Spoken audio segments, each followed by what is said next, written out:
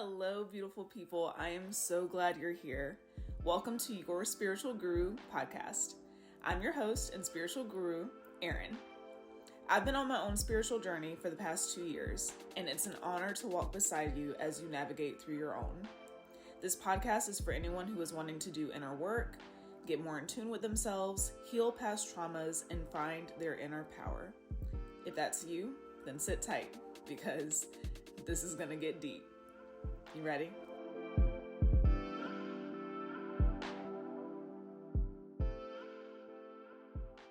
Hello, everyone. Welcome back. If you are listening to this when the podcast episode comes out, it is Friday, TGI Friday. For me, today is Tuesday, December 20th when I'm recording this, and I'm really excited because I have a couple of announcements for y'all. So, one, we are just 5 downloads away from being at 100 downloads for Your Spiritual Guru podcast. And that means 2 things. One, that means that I can apply to be posted on Apple Podcasts, which for me is really big because I have a lot of friends who maybe don't have Spotify. Like they've come to me and asked, hey, are you on any other platform? Because I don't have Spotify. So that's really important and big for me so that, more people will be able to listen to the podcast. But 2, this is going to be exciting for y'all. When we hit 100 downloads, I am going to be doing some raffles and giveaways. So make sure if you haven't already, and if you have Spotify, make sure that you're following the podcast so that you can stay up to date on when all the episodes drop, and you can stay in the know and stay up to date with that. But also, for those of you who are viewing this live when I'm recording it, the video version of it, I am going to be putting in the works a YouTube page as well. So that's just one other platform that you can view and listen to the podcast on. And I'm really excited because I have my mic finally, and I made this desk that I can do the podcast on. So I'm just really, really excited for all of those changes and upcoming things for the podcast. Today's episode I'm really excited about because, I've said for a few podcast episodes now that I really like when people come to me with questions or, they're engaged with the episodes and they give me their feedback, because it really helps me to figure out what y'all are relating to and what y'all are resonating with so that I can put out more content like that. But also, diving deeper into the episodes and getting that feedback with questions, it lets me know that y'all are in turn asking yourself those questions and you're digging deeper to find, deeper meaning in your spiritual journey and your healing. So that makes me feel really good. And today's episode, like the title says, is going to be a Q&A. A friend of mine who just recently started listening to my podcast came to me with some questions following last week's episode, which if you haven't listened to last week's episode, I recommend that you pause this episode right now and go back and listen to that one, because when I answer these questions, if you've listened to that episode, you'll kind of understand where those questions are coming from and be able to understand my answers a little bit better, so we're all on the same page, right? So, last week's episode was talking about, is it intuition or is it trauma? Basically, digging into your response to things. If it's coming from a place of intuition, like you're following your gut instinct, or is it a trauma response? So, this friend of mine, he gave me 4 questions, and I kind of put them in a different order because I just felt like they would flow a little bit better that way. So without further ado, we're going to dive in. Question number 1 was, what do you realize about yourself going through grief this time around? For me, what I've noticed when I go through the grief cycle is that I go through it a lot quicker. It's not as a prolonged event like it used to be. And I think the reason for that is part of it has to do with self-awareness, identifying those feelings in the moment, like putting a name on it, and then allowing myself to sit with those emotions, allowing myself to validate those emotions, allowing myself to move through fully those emotions step by step instead of rushing the process, right? So before,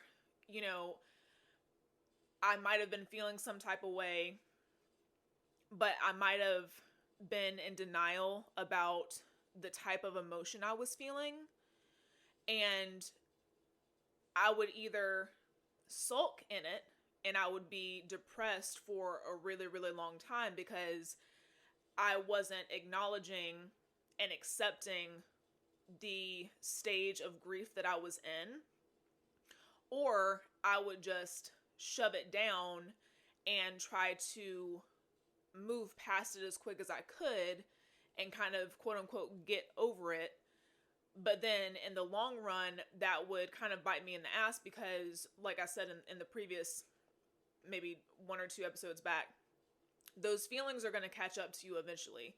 Those emotions, those cycles, those stages of grief are going to eventually catch up because you didn't do the work to heal them and move past them and move through them in that moment. You were trying to set it aside or get over it or just not acknowledge it. So for me, that's one thing that I've noticed when I sit down and I'm honest with myself and I say, okay, right now I am grieving and there are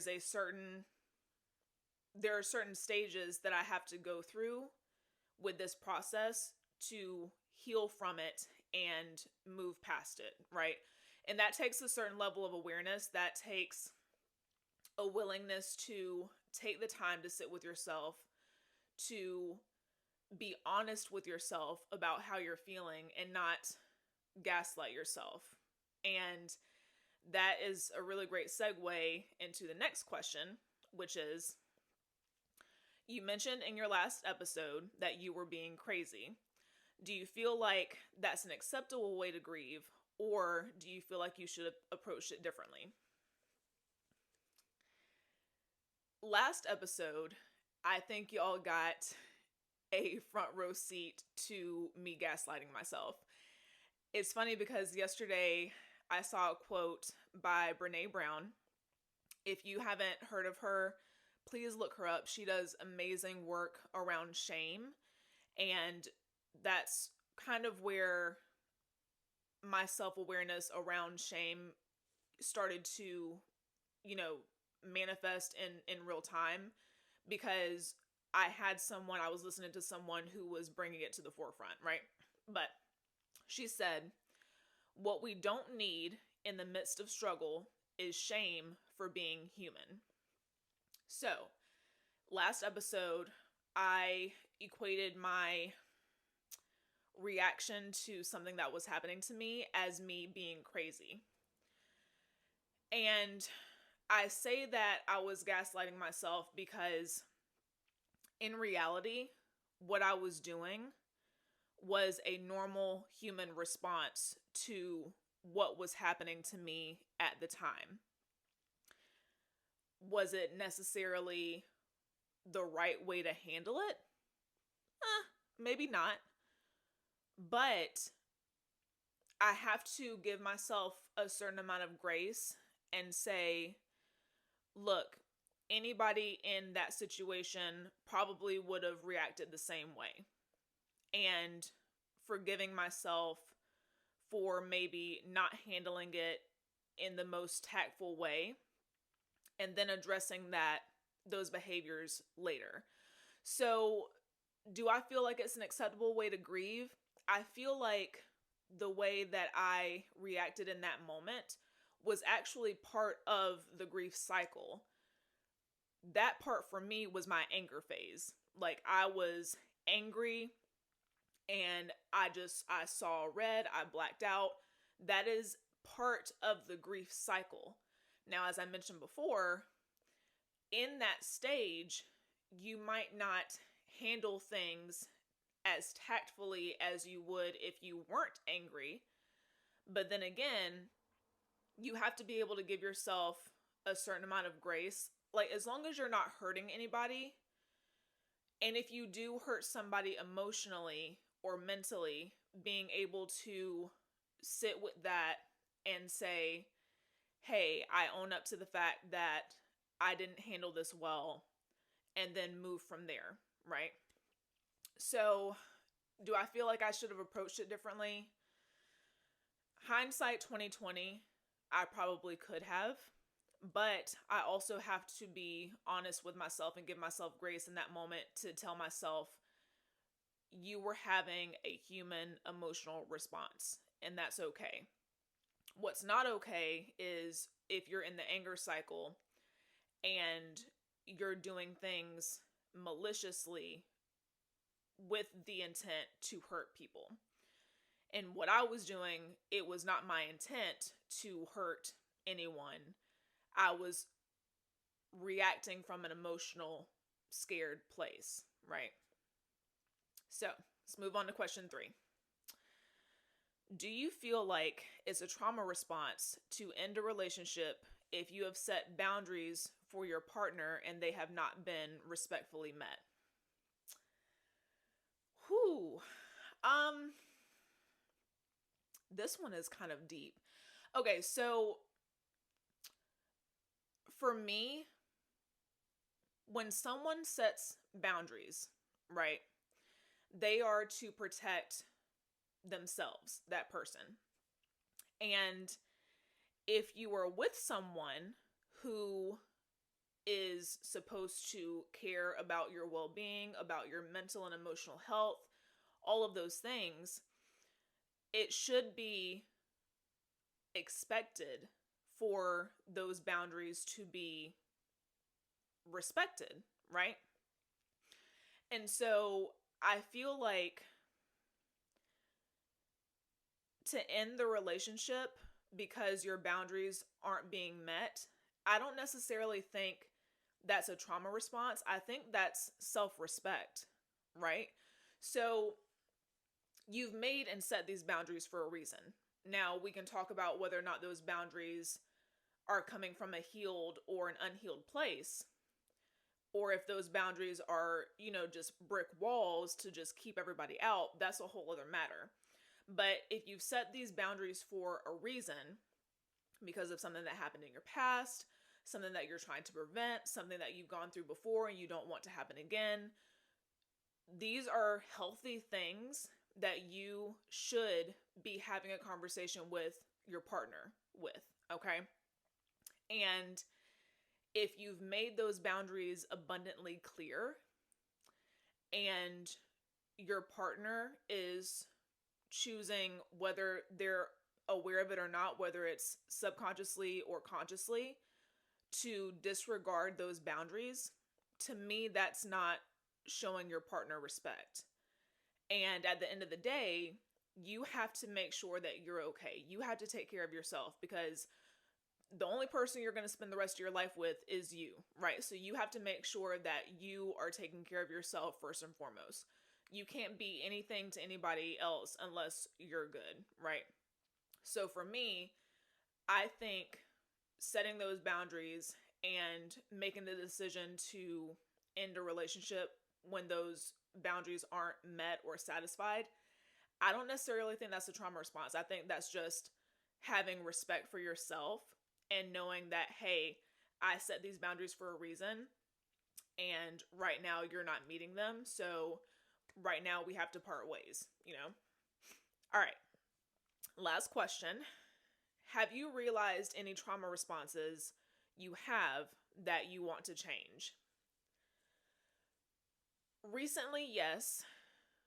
I've noticed that when shit hits the fan, whether that's in my relationship or just in daily life, at work, what have you, whether it's around, finances, whatever, my first go-to is to assume the worst. And that's something that has been deeply, deeply embedded in me. And that's a trauma response for me. Like, my mind automatically just goes to the worst case scenario. And I know that about myself, that I'm an overthinker. So I will literally sit there and think about every single possible outcome of whatever the situation is, right? And I preach all the time. Hell, I even have it tattooed on me. Whatever will be, will be. And that's to say, you can't control this. You have no control over what happens, what somebody does, how somebody feels, how they treat you. You don't have any control over it. So just let it be what it is. But that is so much harder said than done. No, I had that back. It's easier said than done. It's easier said than done, especially for people who have experienced trauma, right? Because it's almost like you're still in survival mode. So when something happens, you're like, oh my God, okay, what do I need to do? Like, what can I fix? I need to protect myself from this. I need to be prepared in case X, Y, and Z happens. Like, I need to prepare myself. Like, I need to do all the things. You start to panic, right? At least for me, I do. And that is a trauma response that I'm going to have to really work towards, because I want to be the type of person that when something happens, I can just accept it for what it is and, state my intentions, put it out into the universe, and then just let it be what it is, release it. But y'all, it's really hard. It's really hard. And that's not to say that I don't do that. It's just my initial response is usually to think the worst case scenario. So that is something that I would like to change, but it is something that I'm working on. And like I said, it's not to say that I don't do it. I do practice that. After a while, usually when I get to the acceptance stage of grief, which, like I mentioned before, the stages go a lot quicker than they have before. So once I get to the acceptance stage, I'm just like, you know what? I can't control this situation. There are a lot of unknowns. I need to focus on what I can control, which is myself and my behavior and my feelings and my thoughts and my words. So I'm working on it. It's just I would like for it to be my initial response as opposed to thinking the worst, So that's all the questions that my friend gave me to go through. And y'all, I just have to say, like I've mentioned in a couple of podcasts, I love getting feedback from y'all. I love hearing what you resonate with. I love hearing your questions. It really helps me get inspiration for more content. So if you are new to the podcast and you're listening to these episodes and you're filled with all of these questions, slide into my DMs. I mean, you might have a question that somebody else has, but they just are, unsure how to ask or how to go about it. So you asking and taking that step may help somebody else. So if you want to slide into my DMs, you can do that at AIR_WREN, or you can message the podcast Instagram, which is Aaron_your spiritual guru. And yeah, make sure that y'all are following the podcast and staying up to date. So once we get to 100 downloads, I can pop onto Apple Podcasts and we can start doing some fun little raffles and giveaways. But until we meet again, namaste.